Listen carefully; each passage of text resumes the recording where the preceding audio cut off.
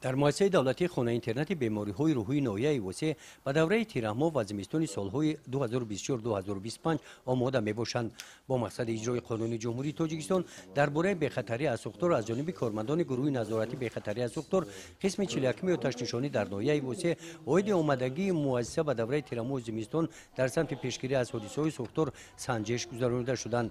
نتیجه آن نشان دادند که در این مؤسسه خوابگاه‌های عمومی موجود می‌باشند که 220 نفر باشندگان در آنها زندگی میکنند. حالت ناقل‌های برقی و دیگر اسباب‌های برقی دیده برآمده شدند. در مؤسسه خوابگاه‌ها طریق بوخانه هم برقی و هم با استفاده آتش گرم کرده میشوند.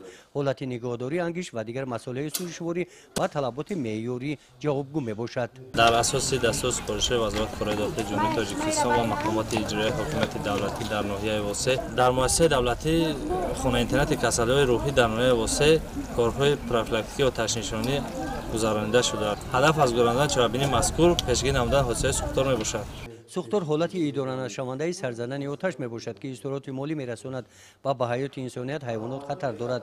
رفت اجرای قانون جمهوری تاجیکستان درباره بی‌خطری از سوختار، پیشگیری حادثه‌های سوختار در جایهای جمعیتی، تدبیرهای نجات‌دهی و خاموشکنی سوختار اینها موضوعی بودند که در ملاقات کارمندان نظارت دولتی بی‌خطری از سوختار در ناحیه وسیع با رهبریت کارمندان و باشندگان خوابگاه‌های خانه اینترنت بیماری‌های روحی ناحیه وسیع در دوره کارهای آمادگی به دوره تیره‌ماه زمستان دایر کرده شد. کارمندان قسم آتش نشانی تاکید نمودند که یکی از سبب‌های سرزنین حادثه‌های سوختار این از استفاده نادرست واسطه‌های برقی میباشند. تاکید نمودند که کارمندانی که به این سمت در مؤسسه موظف گردیدند دستور داده شد که با قاعده‌های بی‌خطری از سوختار رعایت نموده کمبودی‌ها را سری وقت برطرف نمایند. همین گونه ملاقات و آخری‌های سودمند با اشتراک کارمندان نظارت دولتی بی‌خطری از سوختار در دیگر مؤسسه‌های تعلیمی ناحیه ادامه یافته سری وقت کمبودی‌های جای داشته آشکار و برطرف کرده می‌شوند. گزارش خواجه نظریف خدای نظر ظهوروف از ناحیه وسیع برای برنامه اطلاعاتی نوید.